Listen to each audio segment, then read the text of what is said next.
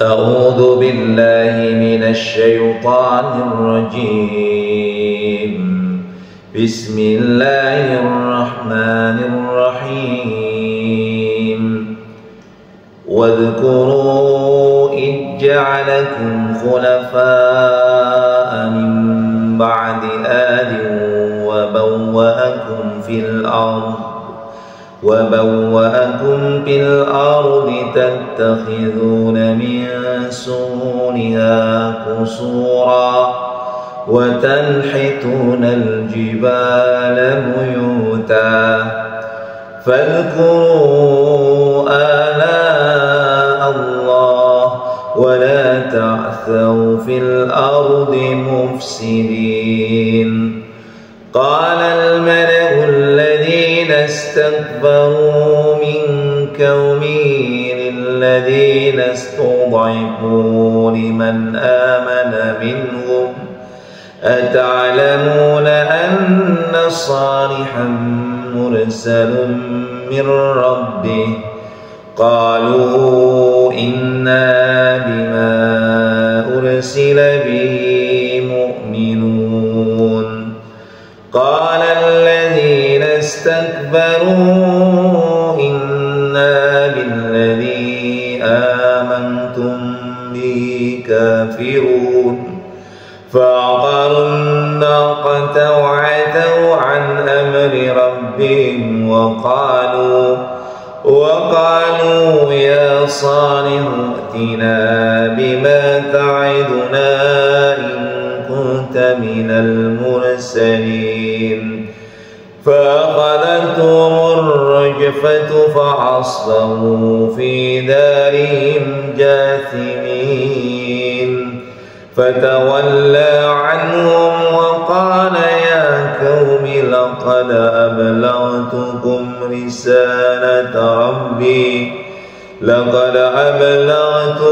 رسالة ربي ونصحت لكم ولكن لا تحبون الناصحين. ولوطا إذ قال لقومه أتأتون الفاحشة ما سبقكم بها من أحد من العالمين إنكم لتأتون الرجال شهوة من دون النساء بل أنتم قوم مسرفون. Sadaqallahul azim. Dijelaskan ya. Ya, jadi dimulai dulu dari ayat ke-72 dulu. Karena ini berkaitan dengan 73 maksud saya. Ayat 73 berkaitan dengan kaum Tsamud yang dimana diutus kepada kaum Tsamud Nabi Saleh. Nabi Saleh ya. Jadi Nabi Saleh datang kepada kaum Tsamud. Kemudian Nabi Saleh berkata agar kaumnya menyembah Allah saja, ya, karena tidak ada sesembahan, tiada ilah sesuatu yang disembah kecuali Allah Subhanahu wa taala. Kata Nabi Saleh, sungguh telah datang kepada kalian wahai kaum Tsamud bayyinah, yaitu penjelasan atau bukti yang nyata dari Tuhan, dari Allah Subhanahu wa taala. Apa bukti yang nyatanya? yakni an-naqah. An-naqah itu seekor unta betina. Jadi ini adalah seekor unta betina dari Allah, ya, sebagai tanda. Tadi tandanya mir rabbikum, tadi kembali kepada mir rabbikum, yakni tanda atau bukti yang nyata dari Tuhan Allah, dari Tuhan kalian yakni Allah. Jadi biarkan unta itu bebas makan di mana saja unta itu kehendaki. Jadi nggak boleh diganggu tuh. Walan tamassuha bisu'in, maka jangan kemudian disakiti, jangan disakiti, jangan diganggu. Nah, apabila itu dilakukan, maka kalian wahai kaum Tsamud akan mendapatkan siksaan yang pedih.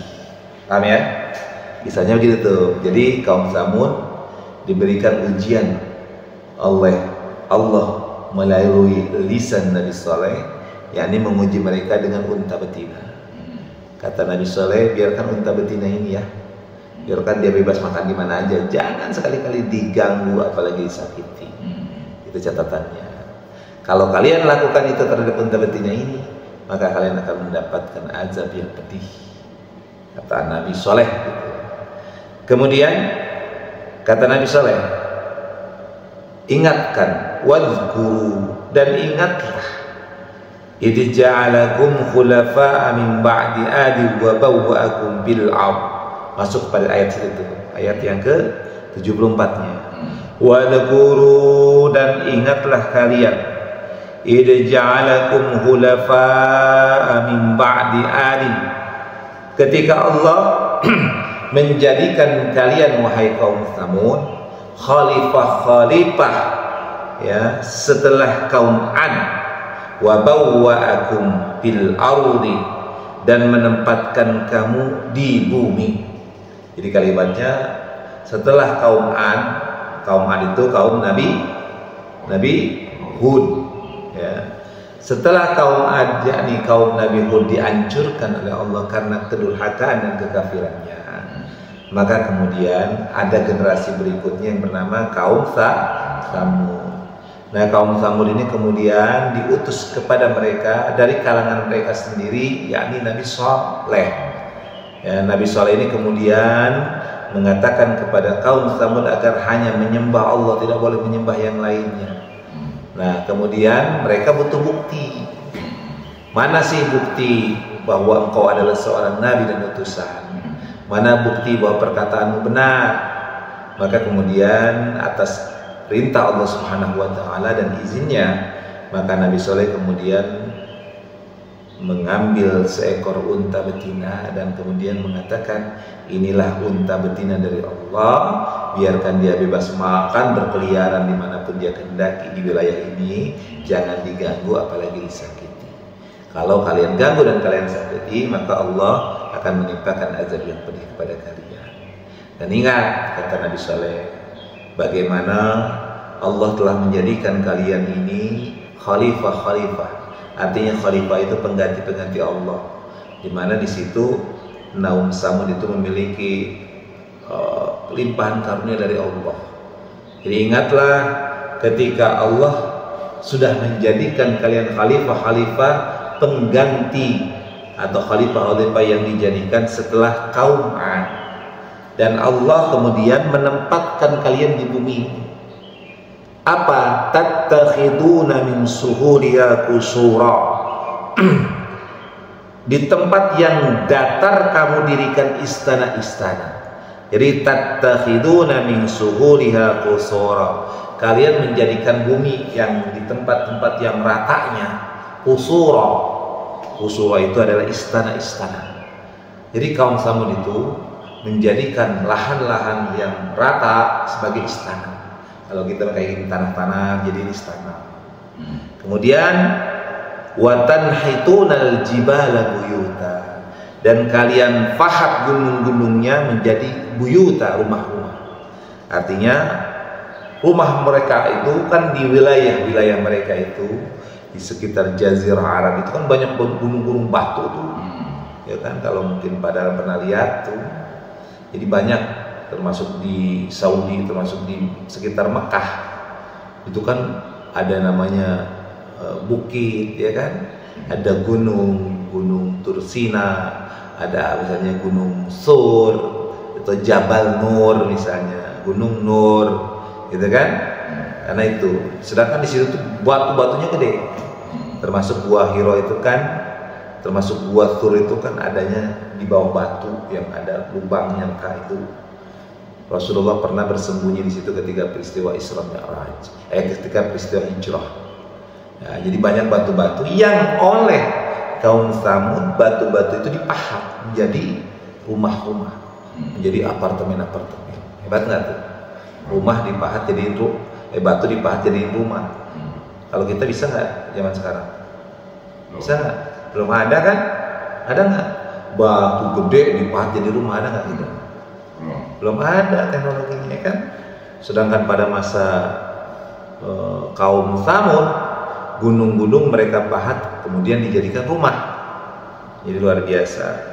Tapi memang ada beberapa di tradisi-tradisi Hindu dan Buddha, mereka membuat patung-patung bagus-bagus. Kadang-kadang patung-patung itu pun mereka jadikan, mereka pahat di gunung-gunung dulu tuh. Orang-orang ya zaman-zaman Hindu Buddha. Jadi membuat patung-patung, makanya mereka menyembah patung kan. Jadi keahlian mereka itu warisan dari kaum Tsamud. Makanya ketika Jazirah Arab pada masa Rasulullah kan banyak patung-patung dibuat kan di Madinah, di Mekah. Jadi jago mereka buat patung-patung dari batu. Patung dari batu itu kebanyakan. Nah, itu warisan daripada teknologi yang diwariskan oleh kaum Tsamud. Kaum Tsamud lebih hebat lagi. Gunung dijadiin rumah dengan dipahat. Kalau kita kan batu dijadiin rumah itu kalau batunya di semen, ya kan? Kalau kita hanya diunduk-unduk kayak di Arab itu rumah itu kan dari batu kan tiban-tiban dikasih tanah yang kalau kita kan semen sama pasir sama aku gitu. Kalau di Arab kan dulu di zaman Rasulullah kan belum mengenal semen, di batu ditumpukin dikasih perkat tanah liat itu. Jadi ada tanah liat sama itu. Jadi makanya bisa berdiri itu rumah itu kayak begini, tapi nggak tinggi-tinggi kalau rumah zaman dulu. Jadi nggak kayak sekarang, ada beberapa rumahnya juga sederhana zaman dulu. Termasuk rumah Rasulullah, semua keluarga Rasulullah itu dari batu yang disusun yang kemudian dikuatkan pondasi dengan tanah liat. Maksudnya itu batu yang gede itu? Nggak batu gede, batu. Di Indonesia kan yang batu yang begitu gede belum ada kan? Di zaman Rasul juga nggak batu gede, batu biasa. Batu yang dipecahin, batu yang pecah tuh yang ukuran segini, kemudian diratakan oleh mereka dengan dipukul seperti biasa, kemudian disusun. Gitu. Nah itu di zamannya Rasulullah di Mekah di Madinah. Tapi ketika zamannya kaum Tsamud nggak pakai begitu, dia batu langsung dipahat, batu dipahat dibikin rumah. Bikin lubang dalam. Iya, dibikin lubang, dibikin itu, dibikin ini, yang indah. Jadi Allah berikan kelebihan kepada kaum Tsamud dengan kemampuan teknologi itu. Dengan teknologinya yang kita nggak tahu seperti apa persisnya, tapi mereka kemudian mampu menjadikan batu-batu sebagai rumah. Dan tanah-tanah daratannya menjadi istana-istana. Luar biasa kan? Di kayak tanah-tanah yang ratanya jadi istana. Jadi kalau dibilang istana, qusura, maka berarti itu ada sesuatu yang indah, yang hebat, yang megah. Ya kan Allah mengibaratkannya qusur. Jadi istana-istana dan batu-batu mereka buat menjadi rumah-rumah. Kemudian fadhkuru ala Allah, ingatlah oleh kalian nikmat Allah. Wala ta'thaw fil ardi mufsidin, dan janganlah kalian membuat kerusakan di bumi. Nah ini peringatan Nabi Saleh kepada kaumnya, kaum Tsamud. Itu. Jadi ini bahasa yang harus kita pakai untuk mengingatkan orang tuh begitu. Seperti yang diajarkan oleh Nabi Saleh, mengingatkan kaumnya. Awal-awal wahai kaumku, sembahlah oleh Allah, sembahlah oleh kalian Allah. Jangan menyembah yang lain. Tidak ada sembahan kecuali Allah. Tinggalkan penyembahan-penyembahan yang lainnya. Kemudian lanjutkan sungguh telah datang kebenaran apa yang aku ucapkan, bahwa apa yang aku ucapkan ini adalah perintah dari Allah, dan Allah telah memberikan sesuatu kepada kalian dalam rangka menguji kalian. Apa? Ini ada unta betina, maka biarkan unta betina itu kemanapun dia berkehendak, jangan diganggu apalagi disakiti. Kalau kalian melanggar apa yang aku perintahkan dengan mengganggu, menyakiti, bahkan membunuh daripada unta betina ini, maka Allah akan menimpakan azab yang pedih kepada kalian. Hai kaum Tsamud, ingat oleh kalian bahwa Allah telah menjadikan kalian ini adalah khalifah-khalifah yang Allah ciptakan, yang Allah jadikan engkau sebagai pengganti daripada kaum-kaum Tsamud yang telah, ya kaum-kaum Ad yang telah Allah binasakan. Dan Allah telah menempatkan kalian di bumi ini, di mana tempat-tempat yang lapang, yang ratanya sudah kalian jadikan istana-istana yang megah, dan gunung-gunung batu-batunya sudah kalian jadikan sebagai rumah-rumah. Ingat nikmat-nikmat Allah yang telah Allah berikan kepada kalian. Jangan membuat kerusakan di muka bumi. Nah, itu ucapan daripada Nabi Saleh. Kemudian apa jawabannya? Qala al-mala'u alladziina istakbaru min qaumihi lil ladziina istud'ifu. Al-mala'u, pemuka-pemuka daripada orang-orang atau kaum Tsamud tadi, yang menyombongkan diri berkata kepada orang-orang yang dianggap lemah. Siapa? Liman amana minhum, yakni orang yang telah beriman di antara kaumnya. Kemudian dilanjutkan, ata'lamuna anna Shalihan mursalun mir rabbih. Tahukah kamu bahwa Saleh adalah seorang rasul dari Tuhannya? Qalu, mereka menjawab. Siapa yang menjawab? Yakni orang-orang yang beriman kepada Nabi Saleh, yang mereka itu rata-rata orang miskin, orang lemah. Jadi kalau orang-orang yang ingkar, yang kafir, yang berpaling dari Nabi Saleh adalah mereka orang yang kaya, orang-orang yang mempunyai kedudukan dan jabatan. Sedangkan yang beriman kepada Nabi Saleh adalah mereka orang-orang yang miskin, orang-orang yang ya pekerja di bawah, kayak kita-kita lah. Jadi kalau yang kayak kita-kita beriman kepada Nabi Saleh, tapi kayak pejabat-pejabat, hartawan, para mereka yang memiliki harta, yang memiliki kedudukan, mereka tidak beriman kepada Nabi Saleh. Bahkan mereka seperti mengejek kepada orang yang telah beriman kepada Nabi Saleh. Hei, orang lemah, kata bahasa kasar begitu. Emang yakin kalian bahwa Saleh itu adalah utusan dari Allah? Emang benar? Sambil bahasanya meledek, bahasanya seolah-olah menghina, gitu kalimatnya. Kemudian orang-orang yang lemah tadi, yang diledek oleh orang-orang yang merasa dirinya hebat, qalu, mereka menjawab, inna bima ursila bihi mu'minun. Sesungguhnya kami dengan apa yang diutus Saleh kepada kami, dengan hal-hal yang diperintahkan oleh Allah Subhanahu wa taala, kami beriman. Ya, artinya kata orang-orang yang telah beriman kepada Nabi Saleh, kami menyatakan kami percaya kepada apa yang disampaikannya. Kalimatnya begitu. Apa yang disampaikan Nabi Saleh? Yang disampaikan Nabi Saleh kepada kaumnya apa? Kembali lagi, yakni ya qaumi ibudullaha, ya hai kaumku, sembahlah Allah, malakum min ilahin ghairu.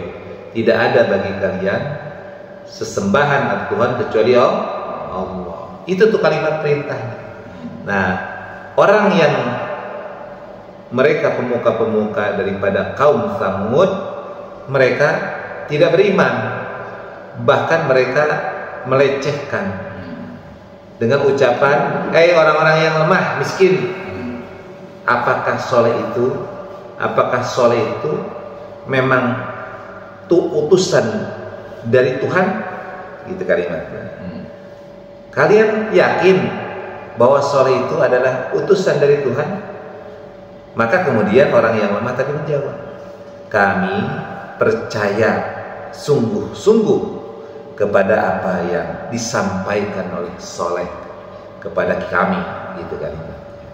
Kemudian qala alladziina istakbaru, orang-orang yang sombong, yang tadi al-mala'ul kafirun, orang-orang yang memiliki kedudukan pada kaumnya, pemuka-pemuka dari kaum Tsamud, mereka berkata, inna billadzi amantum bihi kafirun. Sesungguhnya kami dengan yang kamu percayai itu kami ingkar. Itu kalimatnya. Jadi kalau bahasanya begini, padahal sudah beriman kepada Nabi Muhammad misalnya, saya kafir, orang lemah, orang miskin, itu kalimatnya. Memang kalian yakin bahwa Muhammad itu adalah utusan Allah? Maka jawaban padahal saya percaya dengan apa yang disampaikan oleh Nabi Muhammad SAW. Maka saya kemudian ngomong, saya orang yang sombong, saya nggak percaya, saya nggak beriman dengan apa yang kamu percaya itu. Saya ingkari kalau Muhammad itu adalah utusan Allah. Itu kalimat saya, ini orang kafir misalnya. Nah itu yang disampaikan oleh orang-orang pemuka-pemuka kaum Tsamud terhadap apa yang diucapkan oleh orang-orang yang beriman, yang sudah beriman kepada Nabi Soleh, kepada Allah Subhanahu wa Ta'ala. Itu kalimatnya begitu ya. Jadi melemahkan, merendahkan, melecehkan. Memang kalian yakin Soleh itu utusan dari Allah, dari Tuhan? Maka kemudian kata orang yang lemah, yang miskin, saya percaya dengan apa yang diucapkan dan diperintahkan Soleh. Maka kemudian orang yang sombong tadi, dia mengucapkan, saya nggak percaya dengan apa yang kamu yakini itu. Apa yang diyakini? Bahwa mereka beriman kepada Nabi Soleh, mereka beriman kepada Allah dan Nabi Soleh alaihissalam. Kemudian dilanjutkan, fa'aqarun naqata wa atau an amri rabbihim. Maka selanjutnya kemudian mereka sembeli unta betina itu. Jadi fa'aqarun naqata wa atau an amri rabbihim, dan berlaku angkuh terhadap perintah Tuhannya. Kemudian waqalu, mereka berkata, ya Salihu tina bima ta'iduna in kunta minal mursalin. Wahai Saleh, datangkanlah kepada kami apa-apa yang kamu ancamkan kepada kami jika engkau memang utusan daripada Tuhan. Kalimatnya begitu. Jadi setelah mereka nggak percaya terhadap apa yang disampaikan oleh Nabi Saleh, bahkan mereka kemudian akhirnya menyembelih unta betina yang tadi diceritakan, yang dilarang melakukan itu. Nah kemudian dilanjutkan bahwa mereka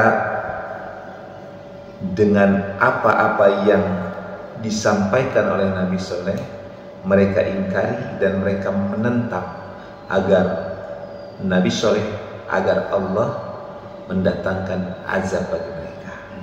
Kalimatnya begitu tuh. Maka kemudian apa yang terjadi? Fa'akhadathumur rajfatu, ayat yang ke 78-nya. Fa'akhadathumur rajfatu, fa'akhadathumur rajfatu. Kemudian datanglah gempa. Fa'akhadathumur rajfatu. Lalu mereka kemudian datanglah kepada mereka gempa, fa'asbahu fi darihim jathimin, dan mereka pun mati bergelimpangan di dalam reruntuhan rumah mereka. Jadi ini azab itu. Jadi azab Allah kepada kaum Tsamud didatangkan gempa yang sangat hebat, maka semua runtuh, istana-istana roboh, rumah-rumah yang dari batu hancur bertibangan, rumah-rumah istana-istana berserakan, pondasinya runtuh. Kalau runtuh itu kayak dibom. Padahal kan dibom. Kalau misalnya rumah kita lihat, kalau dibom itu kan dia roboh. Jadi pondasinya langsung roboh ke bawah. Maka kemudian pondasi itu menimpa kepada mereka-mereka. Karena gempa itu terjadi pada malam hari, pagi hari, bahkan subuh. Pada jam-jam subuh ketika mereka sedang lelap-lelapnya tertidur.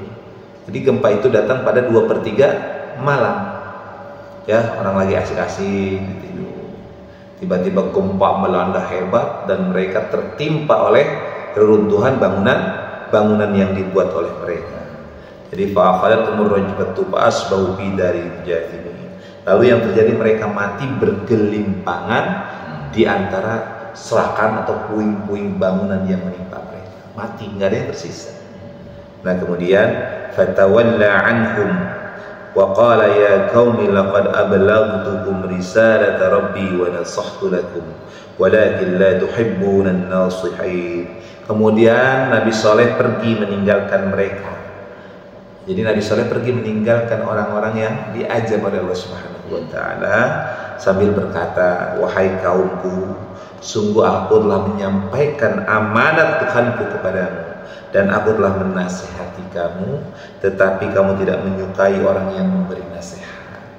Jadi kata Nabi Saleh, saya sudah memperingatkan kamu, saya sudah menyampaikan amanah pesan dari Tuhan kepada kamu melalui saya, tetapi kamu ternyata tidak menyukai orang yang memberi nasihat. Gitu kalimatnya. Bahkan sesuatu yang merupakan pantangan yang ditetapkan oleh Allah kalian langgar, maka rasakanlah azab yang menimpa kalian ini. Jadi ketika gempa itu menimpa dan hancurlah semua, matilah semua, Nabi Saleh berpaling pergi sambil mengucapkan, sungguh aku sudah menyampaikan pesan dari Allah Subhanahu wa taala kepada kalian, dan aku sudah memberikan nasihat kepada kalian, tetapi kalian abaikan nasihatku. Maka kemudian dilanjutkan, sungguh kalian adalah orang-orang yang tidak menyukai kalimatnya. Artinya kalau tidak menyukai, membenci. Kalau sudah membenci berarti tidak mematuhi. Sungguh kalian adalah orang yang tidak menyukai terhadap orang yang memberi nasihat. Jadi tetapi kalian tidak menyukai orang yang memberi nasihat. Nah ini jadi kejadian yang menimpa kaum Tsamud, yakni kaum Nabi Saleh. Simpel sedikit. Kalau diulang, kaum Tsamud diazab oleh Allah Subhanahu wa taala karena mereka melanggar perintah Allah agar tidak menyakiti apalagi menyembelih unta, diuji. Tetapi ternyata mereka bukan hanya tidak menyakiti, bahkan mereka berani menyembelih daripada unta betina yang dilarang oleh Nabi Saleh. Maka kemudian mereka ditimpa gempa yang sangat hebat melanda mereka, yang merobohkan bangunan-bangunan yang mereka sombongkan, yang mereka agung-agungkan. Maka mereka mati bergelimpangan, tertimpa daripada runtuhan bangunan-bangunan itu. Maka kemudian Nabi Saleh berpaling, pergi meninggalkan sambil dia berkata, sungguh aku sudah menyampaikan amanah dari Allah untuk kalian olehku.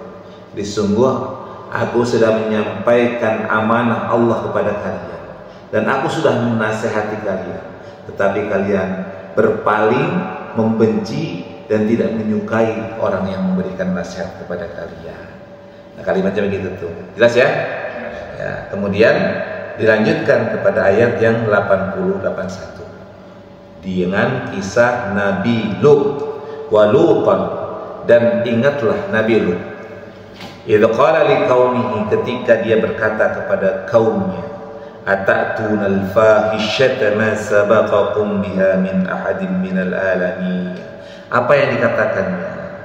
Mengapa kamu melakukan perbuatan keji yang belum pernah dilakukan oleh seseorang pun sebelum kalian di dunia ini? Nah gitu kalimatnya. Kenapa kok bisa begitu? Maka perbuatan keji apa yang dilakukan oleh kaum Nabi Lut? Yakni perbuatan yang dijelaskan ayat 81-nya. Innakum lata'tunar rijala syahwatan min dunin nisa. Sungguh kalian telah melampiaskan syahwat kalian kepada sesama lelaki, bukan kepada perempuan. Bal antum kaum musyrikun, kamu benar-benar kaum yang melampaui batas. Jadi perbuatan yang fahisyah, yang fahsyah itu adalah perbuatan keji yang melampaui daripada keseharusannya. Jadi kan kalau yang namanya hubungan itu kan harusnya kan antara laki-laki dan perempuan, ya kan? Kalau misalnya dilakukan laki-laki dengan laki-laki, perempuan dengan perempuan, maka ini adalah fahsyah namanya. Jadi kejahatan kejahatan yang sangat jahat kalimatnya begitu. Jadi umat Nabi Lut itu udah nggak tertarik lagi dengan perempuan, tapi mereka itu lebih tertarik dengan laki-laki yang tampan, pemuda-pemuda yang tampan. Jadi ada kelainan jiwa. Nah inilah penyakit yang melanda umat Nabi Lut. Nah sekarang banyak di Indonesia. Ini yang kena penyakit gay itu banyak. Ini sebenarnya darurat. Kalau kita biarkan orang-orang seperti ini, maka nanti akan sama seperti umat Nabi Lut, ya, di mana mereka melakukan hubungan seksual sesama jenis. Nah, nanti ada kisah berikutnya pada ayat-ayat yang berikutnya. Nah kesimpulannya adalah satu, bahwa kita diperintahkan oleh Allah itu hanya menyembah Allah dalam kehidupan kita. Nggak boleh menyembah apapun kecuali Allah, kecuali yang diperintahkan oleh Allah. Yang kedua adalah bahwa kita harus mematuhi segala apa yang diperintahkan Allah, menjauhi segala apa yang dilarang oleh Allah. Usahakan, lakukan sebaik-baiknya, jangan dilanggar. Kalau kita melakukan pelanggaran terhadap apa yang diperintahkan Allah, kita takut akan ditimpa azab sebagaimana kaum Tsamud ditimpa azab oleh Allah Subhanahu wa taala berupa gempa. Jadi kalau gempa-gempa melanda wilayah-wilayah itu, maka yang pertama-tama yang harus dilakukan, tanya dulu. Ini kampung ditimpa gempa yang berantakan. Misalnya dulu Lombok ya. Lombok, mana lagi yang gempa banyak itu? Ada wilayah-wilayah yang sampai banyak korban karena gempa, harus teliti itu. Jangan-jangan penduduknya ini banyak melanggar apa yang dilarang oleh Allah. Kalau ini dilakukan, mereka bahkan sudah melampaui batas, maka wajar kalau seandainya mereka diajar oleh Allah Subhanahu wa taala. Jadi pembelajaran, artinya ada perbaikan berikutnya. Nah, kita di daerah kita juga hati-hati. Kalau kita sudah banyak yang meninggalkan perintah-perintah Allah, bahkan mereka terjerumus kepada apa yang dilarang oleh Allah, maka bisa jadi kejadian yang menimpa kaum Tsamud itu akan menimpa kepada kita orang-orang yang melakukan kesalahan-kesalahan sebagaimana kaum Tsamud melakukannya. Nah itu. Nah, berkaitan yang ketiga adalah nanti jangan sekali-kali kita terjebak kepada hubungan-hubungan yang tidak benar. Artinya yang layak, yang sudah difitrahkan oleh Allah itu laki-laki melakukan persetubuhan dengan perempuan. Apabila kemudian terjadi laki-laki dengan laki-laki, perempuan dengan perempuan, maka berarti ini adalah sesuatu yang sangat-sangat akan mengundang azab Allah. Maka tugas kita jaga anak-anak kita, jaga keluarga kita, jaga masyarakat kita, jangan sampai terjerumus kepada hal ini. Jelas ya? Ada pertanyaan?